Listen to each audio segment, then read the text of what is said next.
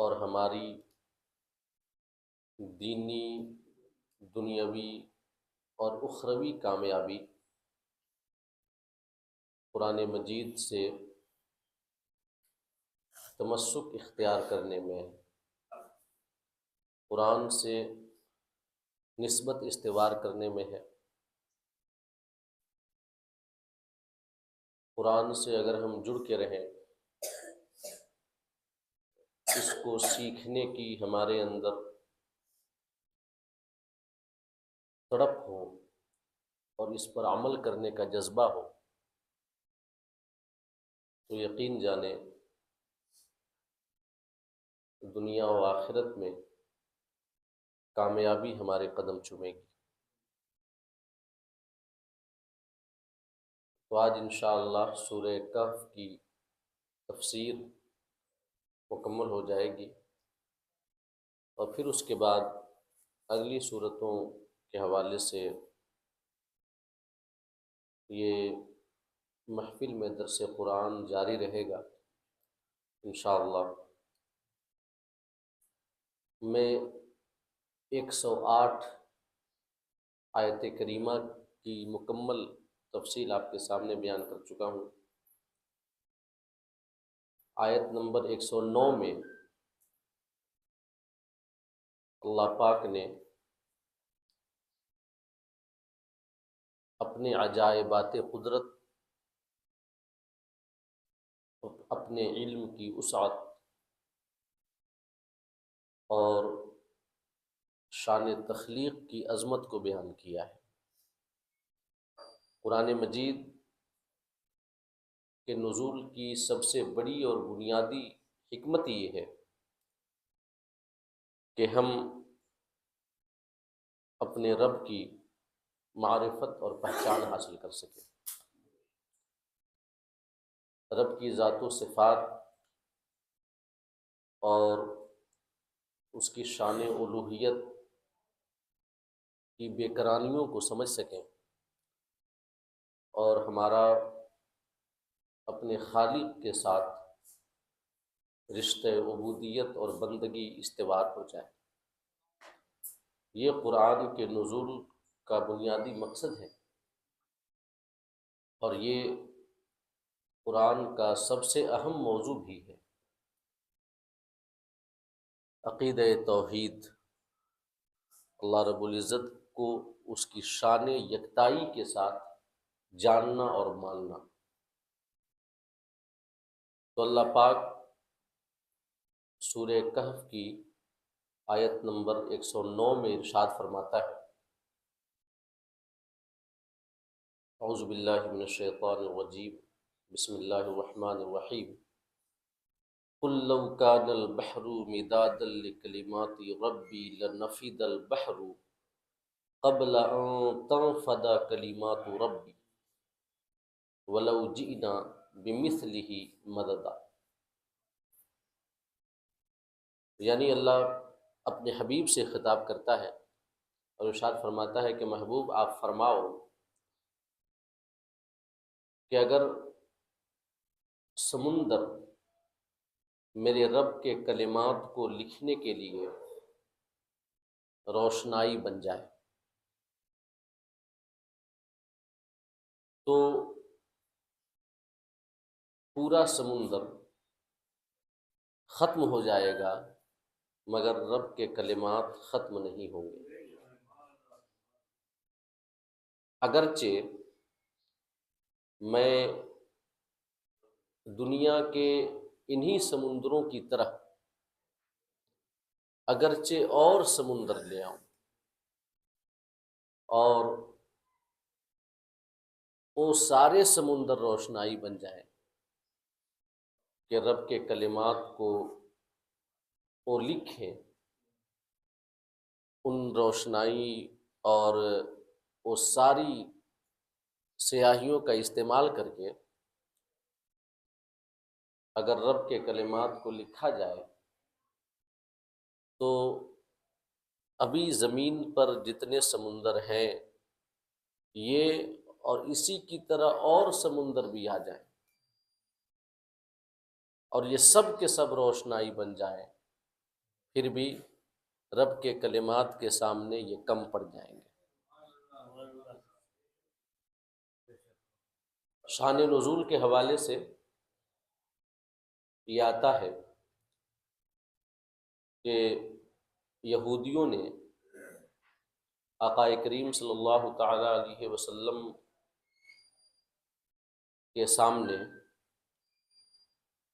3 سوالات رکھنے کے لیے کفار مکہ کو کہا تھا کہ اگر وہ تینوں سوالات کے جوابات دے دیں تو وہ اللہ کے سچے نبی ہیں، اور اگر نہ دے سکیں تو وہ اللہ پاک کے سچے نبی نہیں ہیں، تم جیسے چاہو ان سے نپٹ لو۔ تو 3 سوالات جو تھے، ایک روح کے بارے میں، دوسرا ذوالقرنین کے بارے میں، اور تیسرا اصحاب کہف کے بارے میں۔ روح کے بارے میں جب اللہ رب العزت نے قرآن مجید میں آیت کریمہ نازل فرمائی تو فرمایا کہ یسألونک عن الروح، محبوب کفار مکہ تم سے روح کے بارے میں پوچھتے ہیں، قل الروح من امر ربی، آپ ان سے فرماؤ کہ روح میرے رب کے امر میں سے ہے۔ اس کے بعد اللہ پاک نے ارشاد فرمایا وما اوتیتم من العلم الا قلیلا، یعنی تمہیں تھوڑا علم دیا گیا ہے، لہٰذا تم تخلیق کے تمام رازوں کو نہیں سمجھ سکتے، لہٰذا اتنا سمجھ لو کہ روح میرے رب کے امر سے ہے، رب کے حکم سے ہے، اور انسان خلق کو تو سمجھ سکتا ہے مگر امر کو نہیں سمجھ سکتا، کیونکہ خلق میں ایک پروسیس ہوتا ہے، ایک پرکریا ہوتی ہے، اور امر میں محض امر کن کار فرما ہوتا ہے۔ اللہ پاک فرماتا ہے کن ہو جا، وہ چیز موجود ہو جاتی ہے۔ تو یہودیوں نے کہا کہ ہمارے پاس اللہ کی کتاب ہے توریت، ہم اسے پڑھتے ہیں، اور اللہ کی کتاب میں بے شمار علوم ہیں، تو پھر یہ آپ کیسے کہتے ہیں کہ وما اوتیتم من العلم الا قلیلا، کہ تمہیں تھوڑا علم دیا گیا ہے؟ ہمارے پاس تو توریت ہے، تو ہمارے پاس تھوڑا علم کیسے ہے؟ ہمارے پاس تو کثیر علم ہے۔ اور ایک روایت کے مطابق یہودیوں نے ایک اور سوال یہ کیا کہ تم دعویٰ کرتے ہو کہ تمہارے نبی کو حکمت دی گئی ہے، اور تمہاری کتاب میں یہ ہے کہ وَمَن یُؤْتَ الْحِکْمَةَ فَقَدْ أُوتِیَ خَیْرًا کَثِیرًا، یعنی جسے حکمت دی گئی اسے خیر کثیر عطا کیا گیا۔ تو جب تمہارے نبی کو حکمت دی گئی اور تمہاری کتاب کے بقول حکمت خیر کثیر ہے، تو پھر تم یہ کیسے دعویٰ کرتے ہو تمہاری کتاب میں یہ ہے کہ وما اوتیتم من العلم الا قلیلا، کہ تمہیں جو علم دیا گیا ہے وہ انتہائی تھوڑا علم ہے؟ یہ 2 قسم کا اعتراض انہوں نے کیا 2 روایتوں کے مطابق۔ پہلا اعتراض تو یہ کہ ہمارے پاس توریت ہے، اور توریت اللہ کی کتاب ہے، اس میں بے شمار علوم ہیں، لہٰذا یہ کہنا کہ تمہیں تھوڑا علم دیا گیا ہے یہ کیسے صحیح ہو سکتا ہے؟ دوسری روایت کے مطابق جو یہودیوں نے دوسرا اعتراض کیا وہ یہ ہے کہ تمہارے نبی کو حکمت دی گئی تمہاری کتاب کے مطابق، اور تمہاری کتاب کے مطابق جسے حکمت عطا کی گئی اسے خیر کثیر عطا کیا گیا، تو پھر یہ کیسے صحیح ہو سکتا ہے کہ وما اوتیتم من العلم الا قلیلا، تمہیں تھوڑا علم دیا گیا ہے؟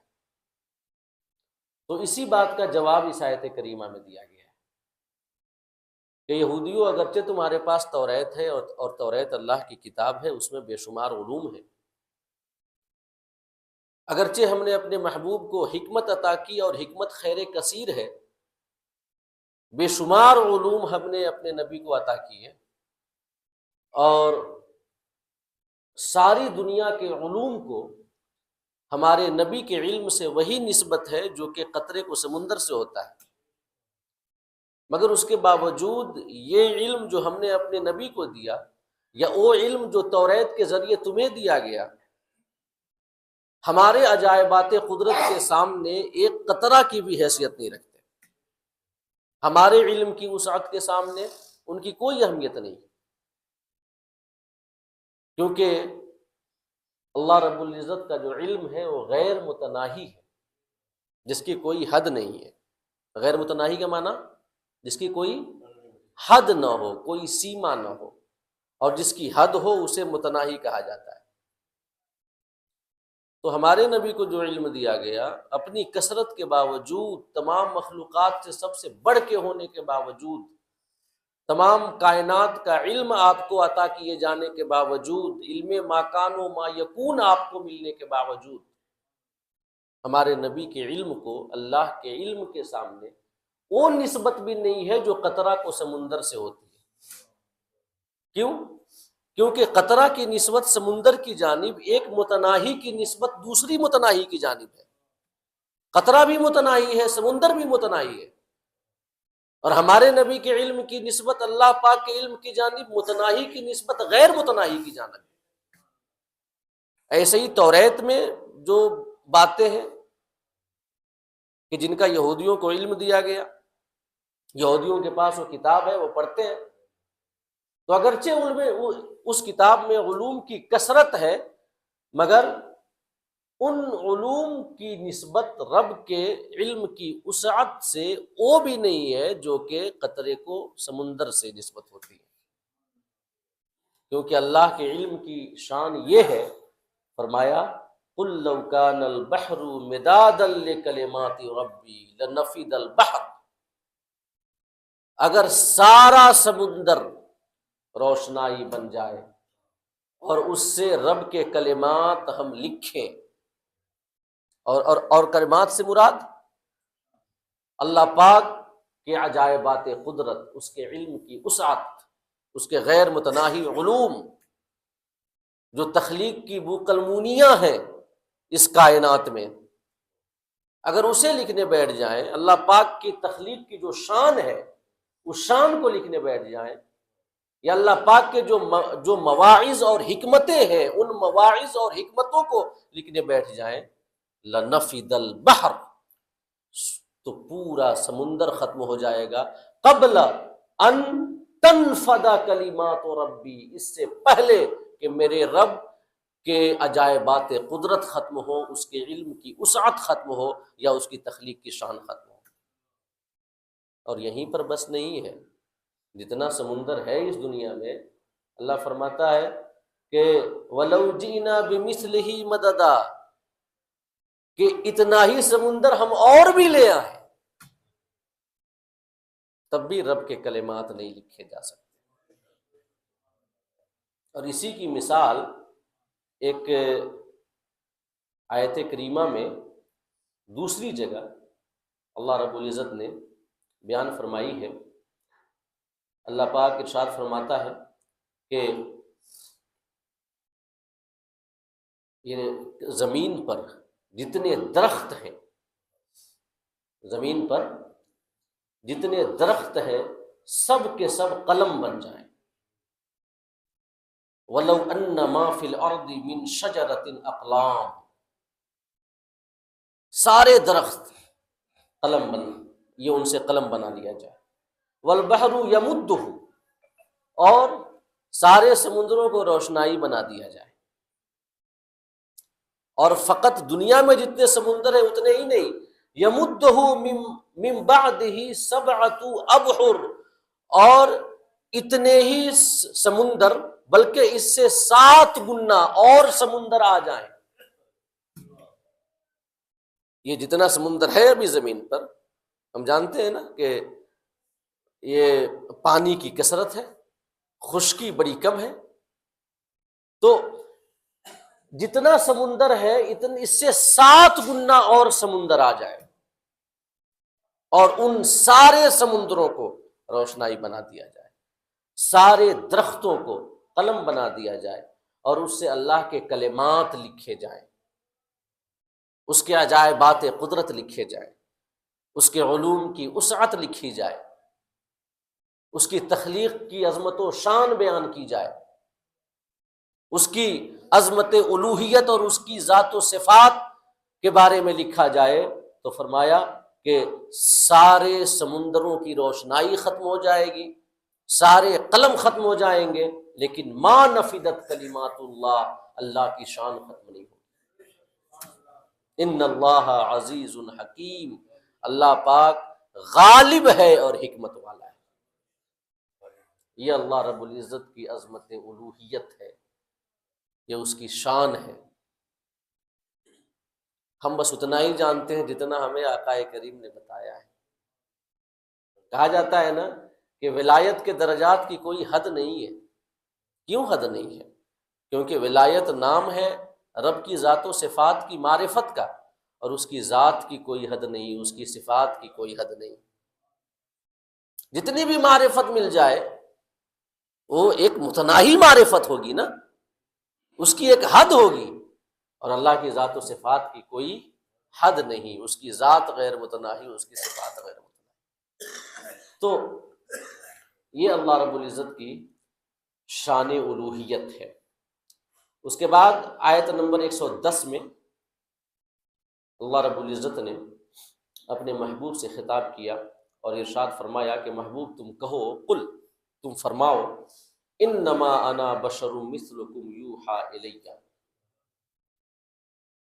بڑی مشہور آیت کریمہ ہے، اکثر آپ اس آیت کریمہ پہ گفتگو سنتے رہتے ہیں، اور بشریت اور نورانیت آج کے زمانے کے اعتبار سے کافی اہم موضوع بھی ہے۔ اس حوالے سے کافی فتنے جو ہے پھیلائے جاتے ہیں۔ تو یہ آیت کریمہ میں اپنے نبی کی اللہ پاک نے بشریت کو بیان کی، وہ بھی اس شان کے ساتھ کہ آپ کی بشریت ثابت بھی ہوتی ہے، اور یہ بھی ثابت ہوتی ہے کہ آپ کی بشریت کی طرح کسی اور کی بشریت نہیں ہے۔ آپ انسان تو ہیں مگر کوئی آپ کی طرح انسان نہیں ہے۔ حضور اعلیٰ حضرت کا ایک بڑا مشہور قطع ہے، ان کی ربائی، اللہ کی سرتاب قدم شان ہے یہ، انسان نہیں انسان و انسان ہے یہ، قرآن تو ایمان بتاتا ہے انہیں، ایمان یہ کہتا ہے میری جان ہے یہ۔ اللہ پاک فرماتا ہے قل محبوب تم فرماؤ، انما انا بشر مثلکم، میں تمہاری طرح انسان ہوں، یوحی الیہ، میری جانب وحی کی جاتی ہے، انما الہکم الہ واحد، یہ وحی کی جاتی ہے کہ تمہارا معبود ایک معبود ہے۔ فمن کان یرجو لقاء ربہ، تو جو شخص اپنے رب سے ملاقات کرنا چاہتا ہو، اور ملاقات سے مراد قیامت میں رب کا دیدار، جو کہ مومنین کو ملے گا، مقربین کو ملے گا۔ فمن کان یرجو لقاء ربہ، جو شخص اپنے رب کی ملاقات یعنی رب کا دیدار چاہتا ہو، فلیعمل عملا صالحا، تو اسے چاہیے کہ نیک عمل کرے، ولا یشرک بعبادت ربہ احدا، اور اپنے رب کی عبادت میں کسی کو شریک نہ کرے۔ تو اس آیت کریمہ کے دو حصے ہیں، پہلے حصے میں بشریت کا بیان ہے، دوسرے حصے میں الوہیت کا بیان ہے، بلکہ تین حصے ہیں، تیسرے حصے میں اخلاص عمل کا بیان ہے، اخلاص عمل کا بیان ہے۔ تو بشریت کے حوالے سے جو سب سے پہلی بات ہماری سمجھنے کی ہے وہ یہ ہے کہ کفار و مشرکین آقا کریم صلی اللہ تعالی علیہ وسلم کی نبوت پر جو اعتراض کرتے تھے، وہ اعتراض دو طرح کا ہوتا تھا۔ جو ان کا پہلا اعتراض تھا وہ یہ تھا کہ یہ ہماری طرح انسان ہے اور کوئی بشر نبی نہیں ہو سکتا، اور اگر نبی کو آنا ہی ہوتا تو کوئی فرشتہ آتا۔ دوسرا اعتراض یہ تھا کہ جو معجزات ہمارے آقا صلی اللہ تعالیٰ علیہ وسلم ظاہر کرتے تھے ان کے سامنے، ان معجزات کو جادو کہا کرتے تھے کہ یہ جادو ہے۔ تو بشریت کے حوالے سے ان کا اعتراض کہ کوئی انسان اللہ کا رسول نہیں ہو سکتا، اور یہ ہماری ہی طرح ہے، ہماری طرح کھاتے ہیں، پیتے ہیں، شادیاں کرتے ہیں، ان کے شب و روز ہماری طرح گزرتے ہیں، کاروبار کرتے ہیں، ان کی فیملی ہے، سوتے ہیں، جاگتے ہیں۔ جو بشریت کے تقاضے ہیں وہ ان کے اندر بھی موجود ہیں، اور ہماری طرح یہ ایک بشر ہے۔ طرفہ تماشا دیکھیے کہ کفار و مشرکین جو ہمارے نبی کو، یا ہر زمانے کے کفار و مشرکین جو اپنے انبیاء اور رسولان اعظام کو اپنی طرح بشر کہتے تھے، اس کی وجہ یہ تھی کہ وہ یہ اعتقاد رکھتے تھے کہ یہ رسول نہیں ہے۔ معاذ اللہ وہ دعوی نبوت میں صد بار معاذ اللہ وہ انہیں جھوٹا سمجھتے تھے۔ ان انتم الا بشر مثلنا، وہ کہتے تھے کہ تم تو ہماری طرح بشر ہو۔ وما انزل الرحمن من شیء، اور اللہ پاک نے کچھ نازل نہیں کیا۔ ان انتم الا تکذبون، تم نیرا جھوٹ بولتے ہو۔ تو وہ دعوی نبوت میں اپنے اپنے زمانے کے انبیاء اور رسولان اعظام کو معاذ اللہ جھوٹا سمجھتے تھے، اس وجہ سے کہتے تھے کہ تم ہماری طرح بشر ہو۔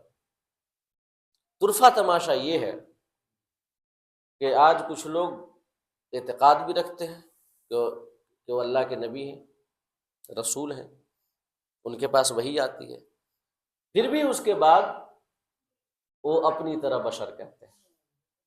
تو یہ تو زیادہ بری بات ہے نا، یہ شنی تر بات ہے، کیونکہ کفار نبی نہیں مانتے تھے، اس وجہ سے کہتے تھے کہ ہماری طرح، اور یہ نبی مانتے ہوئے اپنی طرح کہتے ہیں۔ گویا کہ کفار کا بھی عقیدہ تھا کہ اگر یہ نبی ہیں تو ہماری طرح نہیں ہو سکتے، جو نبی ہوگا وہ عام انسانوں کی طرح نہیں ہوگا۔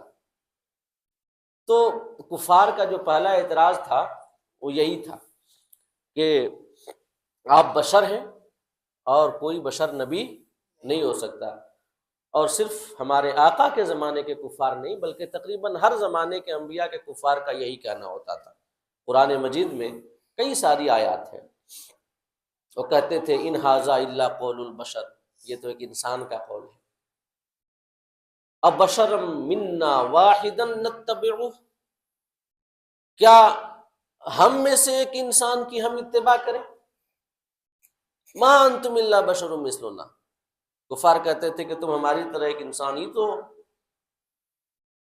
اور یہ سورہ مومنون میں فرمایا انؤمن لبشرین مثلنا، کیا ہم اپنی طرح دو انسانوں کی بات مانیں؟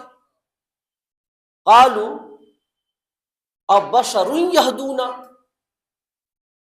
وہ جو کفار تھے وہ بولے کہ کیا کوئی انسان، کوئی بشر ہم کو ہدایت دے گا؟ تو یہ کفار کا عام اعتراض تھا کہ کوئی انسان نبی نہیں ہو سکتا، اگر کوئی نبی اللہ کو بھیجنا ہوتا تو فرشتہ کو بھیجتا۔ تو اس حوالے سے قرآن مجید میں بڑے ہی واضح انداز میں ان کے اس اعتراض کا جواب دیا گیا ہے، اور اس جواب کا خلاصہ یہ ہے کہ نبوت کا جو ثبوت ہے وہ صورت سے نہیں ہوتا، شکل و صورت سے تو نبوت کا ثبوت نہیں ہوتا بلکہ معجزات سے ہوتا ہے۔ مثال کے طور پہ اگر کوئی فرشتہ بھی آ جاتا اور وہ نبوت کا دعویٰ کر دیتا تو خالی اس کے دعویٰ کرنے کی وجہ سے یا اس کے فرشتہ ہونے کی وجہ سے اس کا دعوی نبوت ثابت ہو جاتا؟ نہیں ہوتا، اس کو بھی معجزات ظاہر کرنے پڑ، یہ جو معجزات ہیں وہ ظاہر کرنے پڑتے، معجزات دکھانے پڑتے۔ شکل و صورت سے یا کسی خاص نوع سے ہونے سے انسان یا فرشتہ دعوی نبوت ثابت نہیں ہوتا۔ تو اگر کوئی انسان آیا اور اس نے معجزات کے ذریعے یہ ثابت کر دیا کہ ہاں میں اللہ کا رسول ہوں، خلاف عادت امور اس نے ظاہر کر دیے، تو پھر یہ واجب ہو جاتا ہے کہ ہم اس کو اللہ کا نبی مانیں۔ نبوت کا تعلق ایسا نہیں ہے کہ کوئی خالی فرشتہ آ جائے تو اس کے فرشتہ ہونے کی وجہ سے نبوت ثابت ہو جائے گی، اس کو بھی معجزات دکھانے پڑتے ہیں۔ تو اصل معجزات کا دکھانا ہے، اگر کوئی انسان دکھا دے تو دعویٰ کرنے کے بعد، کہ جیسے کہ تمام انبیاء جتنے رسول آئے سب نے اپنی قوم کے مطالبے پہ معجزات کو ظاہر کیا، معجزات دکھائے، اور معجزہ وہ خلاف عادت کام ہے جیسا ہوتے ہوئے ہم نہیں دیکھتے۔ چاند کے دو ٹکڑے کرنا، یہ درخت کو اپنے پاس بلا لینا، یہ مادرزاد اندھے کو، مادرزاد کوڑھ کے مرض والے کو، مادرزاد برس کے مرض والے کو محض ایک دم سے صحیح کر دینا، یا عصا زمین پہ مارنا اس کا اژدہا بن جانا، ہاتھ گریبان میں ڈال کر باہر نکالنا تو ہاتھ میں یہ سورج سے زیادہ چمک اور روشنی آ جانا، چٹان جس سے گھاس کا ایک تنکا نہیں نکلتا اس سے 10 ماہ کی حاملہ اونٹنی کا باہر آ جانا، یہ سارے معجزات ہیں۔ جب انسان یہ اللہ پاک نے بھیجے انبیاء کو، رسولان اعظام کو، اور انہوں نے ظاہر کیے معجزات، تو اب واجب ہو جاتا ہے کہ ان کو اللہ کا نبی مانا جائے۔ پہلی بات۔ اور دوسری بات یہ ہے کہ اللہ رب العزت نے جو انسان کو ہمارے پاس نبی بنا کر کے بھیجا تو اس میں ہمارا ہی فائدہ ہے، ہم انسیت حاصل کرتے ہیں، ہم ان کی پیروی کر سکتے ہیں، ہم ان سے اجنبیت محسوس نہیں کرتے۔ اللہ پاک نے قرآن میں فرمایا ہے نا کہ وَلَوْ جَعَلْنَاهُ مَلَكًا لَجَعَلْنَاهُ رَجُلًا، اگر ہم نبی کو ایک فرشتہ کو بناتے، نبی ایک فرشتہ کو بناتے، لَجَعَلْنَاهُ رَجُلًا، تو اسے بھی ایک مرد ہی کی شکل میں بھیجتے، کیونکہ یہ نبوت کی ضرورت ہے۔ نبوت و رسالت کا منصب اس لیے ہے تاکہ لوگوں کو ہدایت دی جائے، اور ہدایت دینے کے لیے ضروری ہے کہ جو شخص ہادی بن کر آیا ہے وہ ہماری اپنی جنس سے ہو، تاکہ ہم اس سے انس حاصل کریں، اس کی باتیں سنیں، اس کے پاس بیٹھیں۔ اللہ پاک نے فرمایا کہ اگر ہم فرشتے کو بھی بھیجتے نبی بنا کر کے تو اس کو بھی انسان کی شکل ہم دے کر کے بھیجتے، اور وَلَلَبَسْنَا عَلَيْهِمْ مَا يَلْبِسُونَ، اور اس وقت بھی انہیں وہی شبہ ہوتا جو اب ہو رہا ہے کہ اللہ پاک نے کسی انسان کو نبی بنا کر کے بھیجا۔ اگر فرشتہ آتا تو بھی انسان کی شکل میں آتا، اس وقت بھی یہی شبہ رہتا۔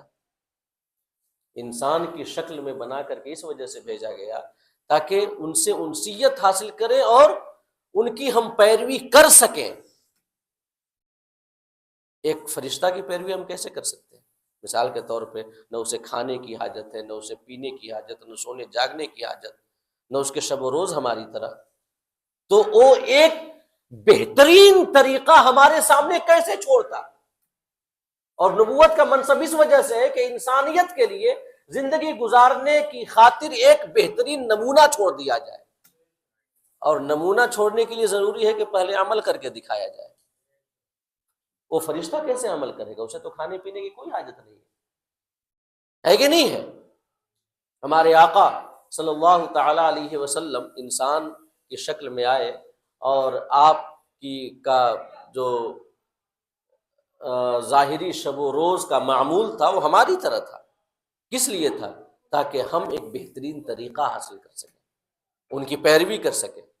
حضور اعلیٰ حضرت سے ایک بار سوال ہوا کہ ایک شخص کہتا ہے کہ چونکہ اللہ کے رسول ہماری طرح کھاتے پیتے ہیں، شادی بیاہ کرتے ہیں، فیملی ہے، لہٰذا وہ ہماری طرح ہے، اور ایک اور شخص ہے جو یہ کہتا ہے کہ نہیں، وہ ہماری طرح نہیں ہے، یا ہم ان کی طرح نہیں ہیں، ان کی بشریت عظیم ہے، تو دونوں میں سے کس کا قول صحیح ہے؟ حضور اعلیٰ حضرت نے جواب دیا کہ دوسرے شخص کا قول مسلمانوں کا قول ہے۔ کیوں؟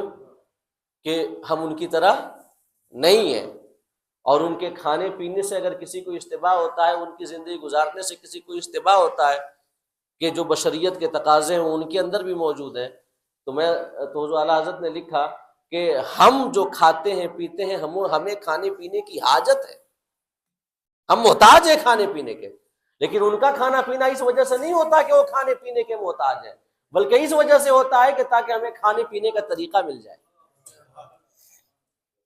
وہ شادی کرتے ہیں، ان کی فیملی ہے، تو اس وجہ سے نہیں ہے کہ انہیں شادیوں کی حاجت ہے۔ حضرت عمر فرمایا کرتے تھے کہ ہمیں عورتوں کی کوئی حاجت نہیں ہے، حضرت عمر فرمایا کرتے تھے۔ ہمارے آقا صلی اللہ تعالی علیہ وسلم نے فرمایا کہ تمہاری دنیا میں سے مجھے عورت اور خوشبو کی محبت دی گئی ہے۔ دیکھیں، تمہاری دنیا میں سے، یہ نہیں کہا کہ میری دنیا میں سے، تمہاری دنیا میں سے مجھے عورت کی محبت دی گئی ہے، میرے دل میں عورت کی محبت ڈالی گئی ہے، خوشبو کی محبت ڈالی گئی ہے۔ یعنی کہ ہمارے آقا کو حاجت نہیں ہے، بلکہ یہ ان کا شادیاں کرنا، ایک ازدواجی زندگی گزارنا اس وجہ سے ہے کہ تاکہ ہمیں ازدواجی گزارنے کا بہترین طریقہ مل جائے، ہمارے آقا صلی اللہ تعالی علیہ وسلم کی سنت ہمیں مل جائے۔ ایک بار ہمارے آقا صلی اللہ تعالی علیہ وسلم ایک نماز میں آپ کو یہ سہیان، آپ کو یہ نسیان طاری ہو گیا، آپ بھول گئے، تو صحابہ نے عرض کیا کہ یا رسول اللہ کہ یہ ایسا تو نہیں کہ حکم بدل دیا گیا یا آپ بھول گئے؟ تو آپ نے فرمایا کہ نہیں، میں بھولا نہیں اور نہیں حکم بدلا گیا ہے۔ تو صحابہ نے عرض کیا کہ یا رسول اللہ آپ نے یہ نماز 4 رکعت کی تھی، آپ نے 5 رکعت پڑھا دی۔ تو آپ نے فرمایا کہ اس جگہ فرمایا کہ میں بھی تمہاری طرح انسان ہوں، میں بھی بھول جاتا ہوں، لہذا تم مجھے یاد دلا دیا کرو۔ وہ کس وجہ سے تھا؟ تعلیم امت کے لیے تھا، کہ تاکہ ہم نماز میں بھول جائیں تو ہمیں طریقہ مل جائے کہ نماز کو کیسے مکمل کرنا ہے۔ اور دوسری روایت میں خود آقا فرماتے ہیں کہ انی لا انسا ولکنی انسا لیستن بی، میں بھولتا نہیں ہوں، مجھے بھلا دیا جاتا ہے تاکہ میری سنت قائم ہو جائے۔ یہ آقا کی حدیث ہے۔ تو میں عرض کرنا چاہوں گا کہ ہمارے آقا صلی اللہ علیہ وسلم کی ظاہری زندگی کے جتنے طریقے ہیں وہ اس وجہ سے ہیں کہ تاکہ ہمیں بہترین طریقہ زندگی گزارنے کا مل جائے۔ ہمارے آقا نے فرمایا کہ تمہاری دنیا میں سے عورت کی محبت میرے دل میں ڈالی گئی ہے، اس کے بعد خود فوراً فرماتے ہیں کہ میری آنکھوں کی ٹھنڈک نماز میں رکھی گئی۔ آپ یہاں سے یہ سمجھیں کہ نماز کے ساتھ رشتے نکاح کا تذکرہ رشتے نکاح کی عظمت پہ دلالت کرتا ہے، نماز کے ساتھ، کہ تمہاری دنیا میں سے عورتوں کی محبت میرے دل میں ڈالی گئی ہے، فوراً نماز کا تذکرہ۔ یعنی کہ رشتے نکاح کا تصور کوئی دنیاوی تصور ہے ہی نہیں ہمارے اسلام میں، بلکہ یہ دینی تصور ہے، عبادت کا تصور ہے۔ تو میں عرض کر رہا تھا کہ حضرت عمر نے فرمایا کہ مجھے عورتوں کی خواہش نہیں ہے، تو ہمارے نبی کی شان تو بہت عرفہ و اعلیٰ ہے۔ تو جو ہم یہ دنیاوی کام کرتے ہیں، کھاتے ہیں، پیتے ہیں، یا جو ہمارے شب و روز کے معمولات ہیں، وہ سب کے سب ہم ان کے محتاج ہیں۔ وہ محتاج نہیں ہے، بلکہ وہ اس وجہ سے ان کی زندگی میں سے ایک سنت اور ہمارے سامنے بیان کرتے ہیں کہ تاکہ ہمیں بہترین طریقہ مل جائے۔ تو اللہ پاک نے فرمایا کہ اگر ہم کسی فرشتہ کو بھی نبی بناتے لجعلناہ رجلا، اسے بھی انسان اور مرد کی شکل میں بھیجتے، تاکہ تمہارے ایک تو یہ فائدہ ہو کہ تم انسیت حاصل کرو، اور دوسرا کہ تمہارے لیے نمونہ مل جائے۔ اور اسی وجہ سے قرآن مجید میں جا بجا اللہ رب العزت نے احسان سے تعبیر کیا ہے اس بات کو کہ ہم میں سے اللہ پاک نے رسول کو بھیجا، انسانوں میں سے رسول کو بھیجا۔ اللہ پاک فرماتا ہے لقد من اللہ علی المؤمنین اذ بعث فیہم رسولا من انفسہم، اللہ پاک نے ایمان والوں پر احسان کیا کہ انہی میں سے ایک رسول کو بھیجا، انسانوں ہی میں سے رسول کو بھیجا، یہ احسان ہے۔ لقد جاءکم رسول من انفسکم، تمہارے پاس ایک رسول آیا تمہی میں سے۔ اس کے بعد فرمایا کہ حضرت ابراہیم نے بھی جو دعا کی تھی، وہ کون سی دعا تھی؟ ہمارے آقا صلی اللہ تعالی وسلم کی بعثت کے حوالے سے جو دعا تھی، تو انہوں نے بھی یہی دعا کی تھی کہ ربنا وبعث فیہم رسولا منہم، کہ ہمارے رب ان میں یعنی اہل مکہ پر ایک رسول بھیج، رسولا منہم، جو انہی میں سے ہو، یعنی انسانوں ہی میں سے۔ تو یہ تبلیغ کا تقاضا یہ ہے کہ رسول آئے تو انسان آئے، ہدایت مقصود ہے نا، رہنمائی مقصود ہے نا، اور ہدایت و رہنمائی ایک انسان ہی سے حاصل کر سکتا ہے، فرشتہ سے حاصل نہیں کر سکتا۔ تو یہ جو اعتراض تھا کفار کا کہ بشر ہے اور بشر انسان، جو بشر ہے وہ نبی نہیں ہو سکتا، یہ تو انتہائی غیر معقول اعتراض ہے کہ بشر ہی نبی ہو سکتا ہے تاکہ ہم اس سے ہدایت حاصل کر سکیں۔ اور دوسرا اعتراض یہ تھا کہ جو معجزات ہیں وہ جادو ہیں کہ جو یہ دکھاتے ہیں، تو یہ تو ایک ایسی بات ہے جو کہ دل کو لگتی ہوئی نہیں معلوم ہوتی، کیونکہ ہمارے آقا کا سب سے بڑا معجزہ قرآن ہے، اور قرآن میں صاف فرمایا گیا کہ اگر تمہیں شک ہو تو اس کی طرح ایک آیت بنا کر کے لے آؤ، ایک سورت بنا کر کے لے آؤ، ایک بات ہی لے آؤ، جا بجا فرمایا گیا۔ لیکن آج تک کسی نے چیلنج کو ایکسیپٹ نہیں کیا، آج تک کسی نے، اور کچھ لوگوں نے قبول کیا بھی، چاہا بھی کہ وہ قرآن کی طرح کوئی آیت یا سورت بنا لے، تو انہیں منہ کی کھانی پڑی، کامیابی نہیں ملی۔ تو 14 صدیاں گزرنے کے بعد بھی قرآن کی طرح کوئی کتاب یا کسی ایک سورت کا کسی انسان کے ذریعے پیش نہ کر پانا اس بات کی دلیل ہے کہ یہ جادو نہیں ہے، کیونکہ جادو ہوتا تو بڑے بڑے جادوگر دنیا میں ہوئے ہیں، بلکہ یہ اللہ کا کلام ہے جس کی مثل لانا ناممکن ہے۔ تو معجزات کے حوالے سے بھی ان کا سوال اور ان کا اعتراض قابل غور یا توجہ کرنے کے لائق نہیں ہے۔ تو بشریت کے حوالے سے پہلی بات یہ ہے۔ دوسری بات، اللہ پاک نے فرمایا قل، محبوب تم کہو، یہ نہیں فرمایا کہ یہ جو رسول ہم نے بھیجا ہے یہ تمہاری طرح ہے، اللہ پاک نے نہیں فرمایا، بلکہ فرمایا قل، محبوب تم کہو کہ میں تمہاری طرح بشر ہوں۔ اس وجہ سے کہ اگر کوئی شخص اس آیت کریمہ کی دلیل لا کر کے اگر کہنا چاہے کہ نبی ہماری طرح ہیں، کیونکہ قرآن میں کہا گیا کہ انما انا بشر مثلکم، تو اس وقت علماء حق یہ جواب دیں گے کہ قرآن میں جو کہا گیا ہے اللہ پاک نے اپنے محبوب سے فرمایا ہے کہ محبوب تم کہو، اللہ پاک نے اپنی جانب سے نہیں کہا ہے کہ ہم نے انہیں تمہاری طرح انسان بنا کر کے بھیجا ہے، بلکہ فرمایا گیا کہ محبوب تم کہو، اس وجہ سے کہ تاکہ یہ علماء اس سے ایک تعویل کر سکیں اس کی کہ یہ تواضع کی وجہ سے کہا گیا، انکساری کی وجہ سے کہا گیا، یہ ہمارے آقا صلی اللہ تعالی وسلم کا قول عاجزی اور انکساری پہ مبنی ہے۔ اس لیے کہ دیکھیں کوئی بڑا کسی چھوٹے کے بارے میں کوئی بات کہہ دینا تو وہ دلیل بن جاتی ہے کہ نہیں ہے؟ کوئی بڑا کسی چھوٹے کے بارے میں، ابو الحکم کہا جاتا تھا نا عمرو بن ہشام کو، ابو الحکم کہا جاتا تھا، یہاں تک کہ 19 سال کی عمر تھی اس کی۔ دار الندوہ میں جب آقا کے خلاف میٹنگ چل رہی تھی تو 40 سال سے کم عمر کے کسی شخص کو آنے کی اجازت نہیں تھی، مگر 19-20 سال کی عمر کا تھا عمرو بن ہشام، لیکن اس کو اجازت تھی اس کی عقل مندی کی وجہ سے، وہ سمجھتے تھے کہ یہ بڑا عقل مند ہے۔ لیکن ہمارے آقا صلی اللہ علیہ وسلم نے فرما دیا کہ یہ ابو الحکم نہیں ہے، یہ ابو جہل ہے۔ آج تک دنیا ابو جہل کے نام سے جانتی ہے، یہاں تک کہ عام لوگوں کے سامنے آپ کہہ دے ابو الحکم، لوگ نہیں جان پائیں گے، اس کا اصل نام لے لے عمرو بن ہشام، نہیں جان پائیں گے، ابو جہل کہہ دے ہر شخص جان جائے گا کہ کس کی بات ہو رہی ہے کہ نہیں؟ کیونکہ بڑا اگر کسی چھوٹے کے بارے میں کہہ دے تو وہ سند بن جاتی ہے۔ اللہ رب العزت نے ہمارے نبی کے بارے میں نہیں کہا کہ یہ تمہاری طرح انسان ہے، اگر اللہ پاک کہہ دیتا تو وہ سند بن جاتی۔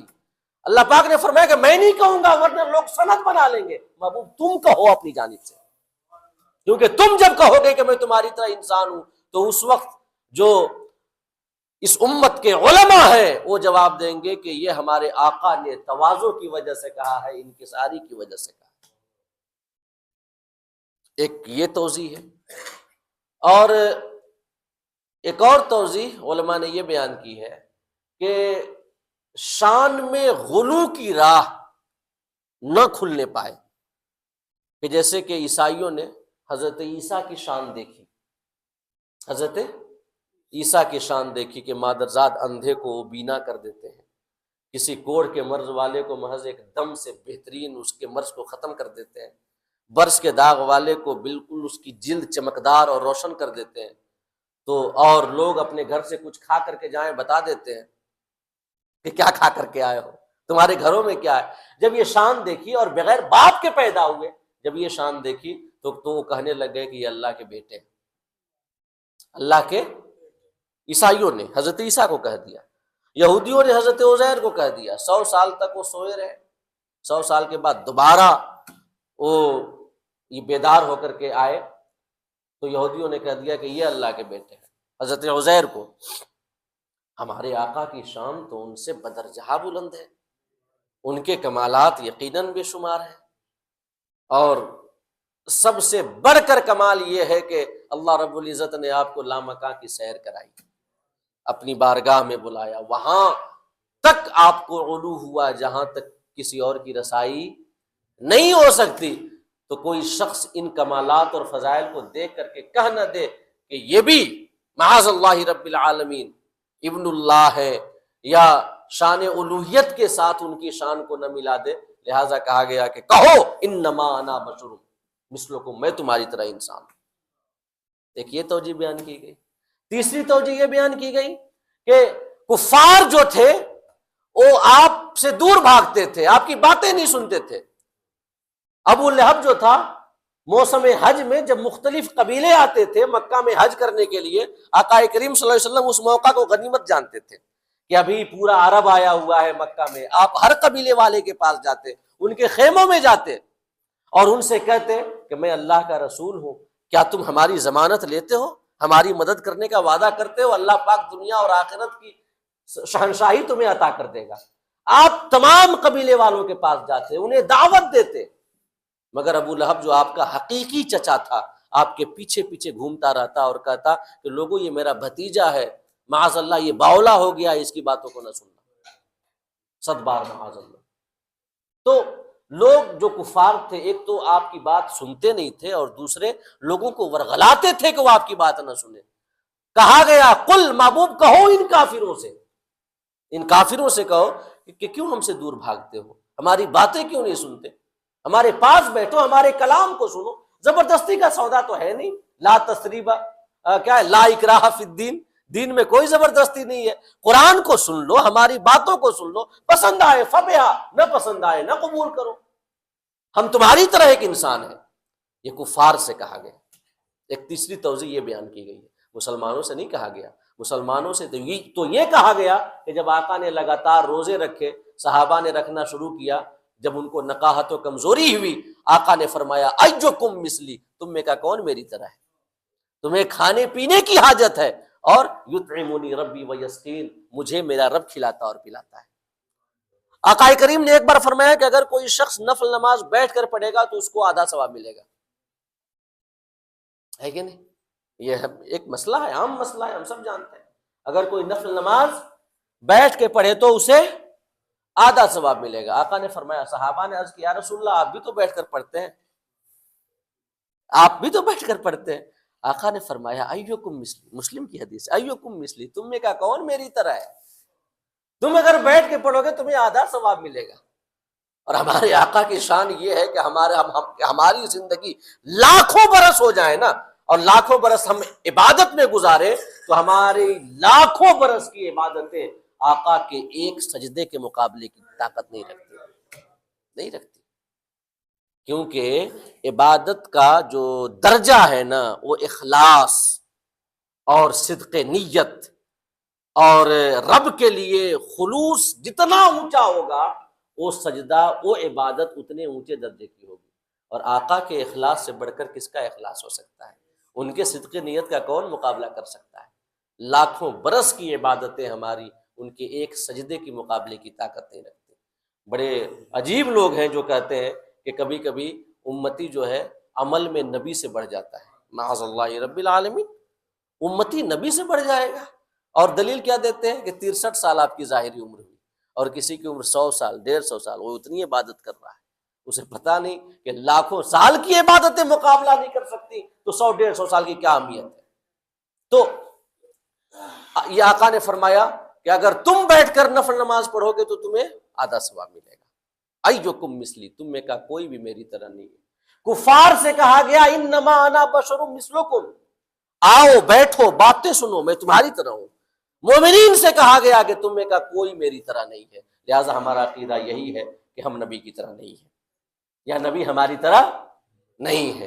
ایک اور بات کہ دیوبندی علماء نے یہ لکھا ہے یہاں پر کہ نفس بشریت میں، مطلب ایک دیکھیں ہیلا اور بہانہ، کہ نفس بشریت میں وہ ہماری طرح ہے، باقی فضائل میں ان کی شان بہت بڑی ہے، تو اگر کوئی نفس بشریت میں ان کو اپنی طرح کہہ دے تو یہ غلط نہیں ہوگا بلکہ نص قرآن کے مطابق ہوگا۔ لکھا ہے، میں عرض کرنا چاہوں گا، علماء فرماتے ہیں کہ ہمارے آقا صلی اللہ علیہ وسلم کی بشریت اور تمام انبیاء کی بشریت پورے انسانوں کی بشریت سے الگ ہے۔ وہ کیسے؟ کہ ان کی بشریت میں ایک اور وصف ہے، اور وہ وصف وہی ہے جس کا بیان یہاں پر ہوا ہے، یوحا الیہ، میری جانب وحی کی جاتی ہے، میری جانب وحی کی جاتی ہے۔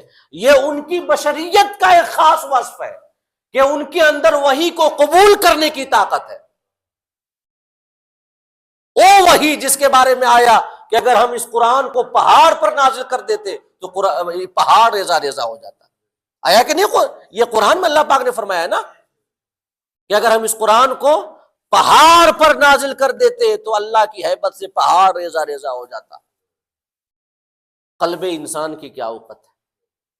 اور حضرت علی رضی اللہ تعالیٰ عنہ جن کی ولایت یقیناً عظیم ولایت، کسی کو شک و شبہ نہیں، وہ مولا ہے تمام مومنین کے۔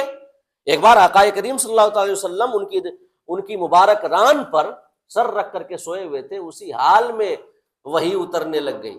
وہ فرماتے ہیں کہ ایسا لگ رہا تھا کہ میری ران کی ہڈی ریزہ ریزہ ہو جائے گی۔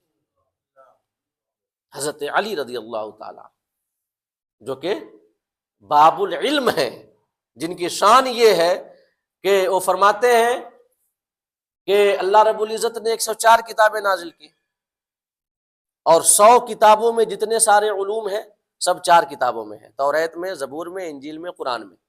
4 کتابوں میں جتنے علوم ہیں قرآن میں، قرآن میں جتنے علوم ہیں سورہ فاتحہ میں، سورہ فاتحہ میں جتنے علوم ہیں بسم اللہ الرحمن الرحیم میں۔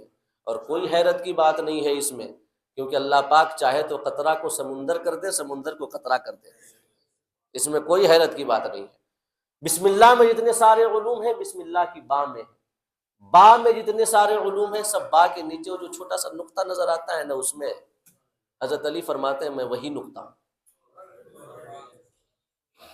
حضرت علی فرماتے ہیں میں وہی نقطہ ہوں۔ تو حضرت علی رضی اللہ تعالیٰ عنہ اتنی شان کے باوجود وہ فرماتے ہیں کہ جب آقا پر وحی نازل ہو رہی تھی تو لگ رہا تھا کہ میری ران کی ہڈی ٹوٹ جائے گی، ریزہ ریزہ ہو جائے گی۔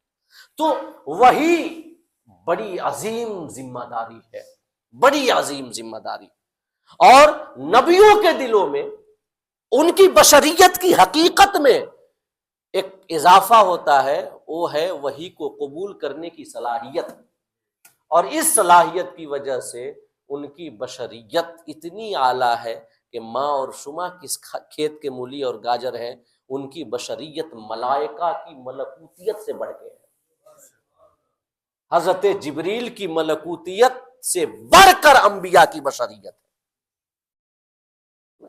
تو یہ ان کی بشریت کی حقیقت ہے، لہذا بات ہی ختم ہو جاتی ہے، کوئی مسئلہ ہی نہیں رہ جاتا اس میں۔ یہ مغالطہ دینا کہ نفس بشریت میں وہ ہماری طرح ہے، کہنا یہ قرآن کے مطابق ہے، ہاں فضائل و کمالات میں اپنی طرح نہیں کہہ سکتے، یہ بھی بات غلط ہے، کیونکہ ان کی بشریت میں ایک وہ وصف ہے جس وصف تک عام انسان کی تو کجا مقرب فرشتوں کی رسائی اور پہنچ نہیں ہے، لہٰذا ہم کیسے کہہ سکتے ہیں کہ ہماری بشریت ان کی طرح ہے کہ نہیں؟ تو فرمایا یوحا الیہ، میری جانب وحی کی جاتی ہے۔ بشریت کے حوالے سے ایک اور بات سن لیں مختصراً، کہ انبیاء کی بشریت کا تذکرہ محض فضائل و کمالات کے بنا ناجائز ہے۔ کیا ہے؟ ناجائز ہے۔ جب بھی انبیاء کا بیان ہو تو ان کے فضائل و کمالات کا بیان ہو، اللہ رب العزت کی بارگاہ میں جو ان کی شانیں ہیں ان شانوں کا بیان ہو۔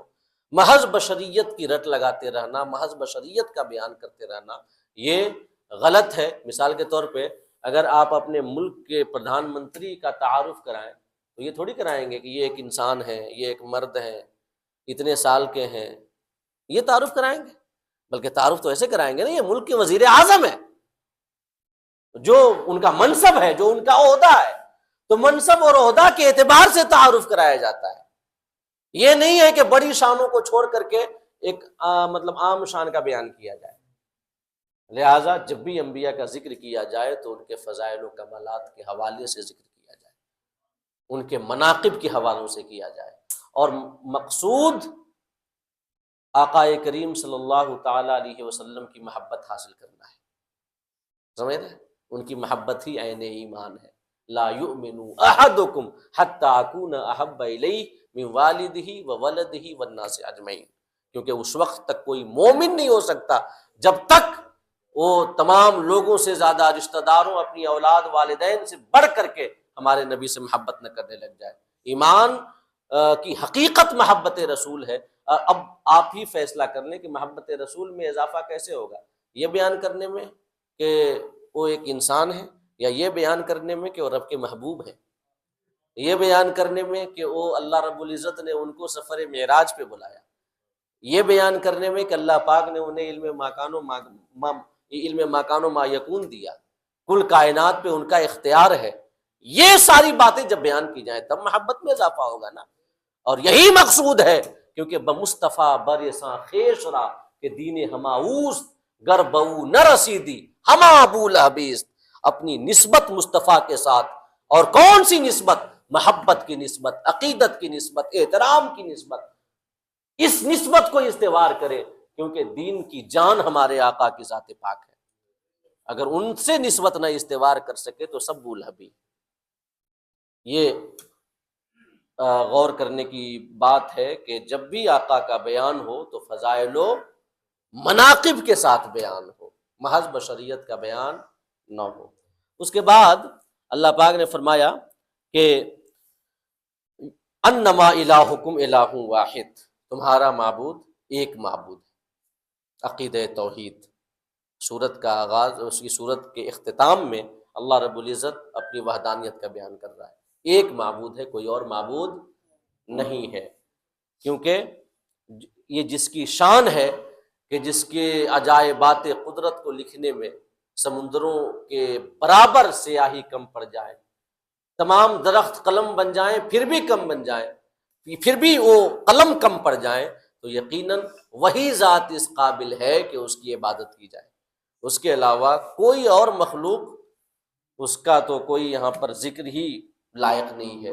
یہ بیان کرنا تو کجا کہ ان کو معبود سمجھنا، خدا سمجھنا، عبادت کرنا، وہ ذکر کرنے کے لائق نہیں ہے اس حوالے سے، کیونکہ مخلوق بہرحال مخلوق ہے۔ اس کے بعد فرمایا فمن کانا یرجو لقاء ربہ، جو اپنے رب سے ملاقات چاہتا ہو، آخرت میں زیارت کرنا چاہتا ہو، فلیعمل عملا صالحا، نیک عمل کرے۔ کیا کرے؟ نیک عمل کرے۔ عمل کا تذکرہ ہے، نیک عمل کرے۔ اس سے ہم اعمال کی اہمیت کو سمجھ سکتے ہیں۔ عقیدہ یقیناً حق ہے، اور عقیدہ حقہ پر بنیاد ہے، لیکن اعمال صالحہ کی عظمت اور ان کے ضروری ہونے سے بھی انکار نہیں کیا جا سکتا۔ فَلْيَعْمَلْ عَمَلًا صَالِحًا، نیک عمل کرے۔ اس کے بعد فرمایا وَلَا يُشْرِكْ بِعِبَادَةِ رَبِّهِ أَحَدًا، نیک عمل کرے تو اخلاص کے ساتھ کرے۔ اولاً تو یہ کسی کو شریک نہ کرے، اپنے جب جو بھی عمل کرے، نیک کام کرے، رب کی عبادت کرے کوئی، تو کسی کو شریک نہ کرے۔ اور شریک کرنا خالی یہی نہیں ہے کہ رب کے علاوہ کسی اور کو خدا سمجھ کر کے پوجا جائے، بلکہ شریک کرنا یہ بھی ہے کہ دکھاوے کے لیے کام کیا جائے، ریا کے لیے کام کیا جائے، شہرت کے لیے کام کیا جائے، نام و نمود کے لیے کام کیا جائے۔ ایک شخص تھے جنہوں نے کئی سالوں تک پہلی صف میں نماز ادا کی۔ امام غزالی نے لکھا ہے تقریباً 30 سال کا بیان ہے۔ کتنے سال؟ 30 سال تک انہوں نے پہلی صف میں نماز پڑھی۔ ایک بار ایسا ہوا کہ انہیں تاخیر ہو گئی ذرا، اور ان کو تیسری صف میں جگہ ملی۔ جب تیسری صف میں جگہ ملی تو ان کو شرم آئی کہ آج میں تیسری صف میں نماز پڑھ رہا ہوں، لوگ کیا سمجھیں گے کہ ہمیشہ یہ پہلی صف میں پڑھتے تھے اور آج تیسری صف میں پڑھ رہے ہیں۔ شرم آ گئی لوگوں سے۔ شرم کو آنے کی دیر تھی کہ وہ سمجھ گئے کہ پہلی صف والی میری 30 سالہ نماز محض اللہ کے لیے نہیں تھی، بلکہ لوگوں میں مقام پانے کے لیے تھی، ورنہ آج شرم نہیں آتی۔ کیوں آتی شرم؟ تاخیر ہو گئی، تیسری صف میں آ گئے، شرم کی اس میں کیا بات ہے؟ لیکن شرم آئی اس بات کی دلیل ہے کہ وہاں ہم پہلی صف میں اس وجہ سے پڑھتے تھے تاکہ لوگ ہم کو سمجھیں کہ یہ پہلی صف میں پڑھتے ہیں۔ تو انہوں نے اپنی 30 سال کی نمازوں کا اعادہ کیا۔ اسلاف میں عجیب عجیب واقعات اور ایسے واقعات ملتے ہیں کہ آج کل لوگ نے انکار کر دیتے ہیں کہ ایسا کیسے ہو سکتا ہے۔ ہو سکتا ہے بھائی، اپنی طرح سب کو نہیں سمجھنا چاہیے۔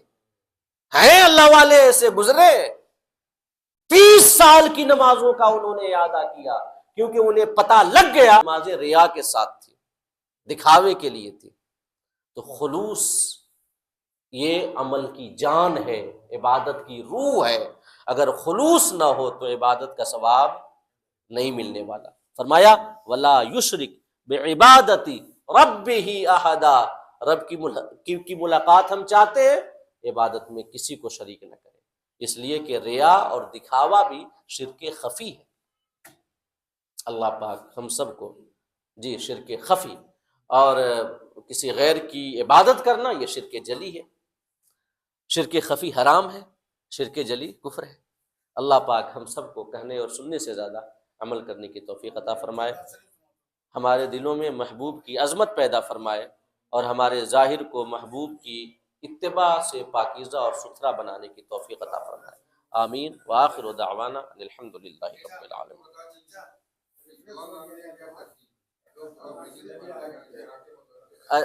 اچھا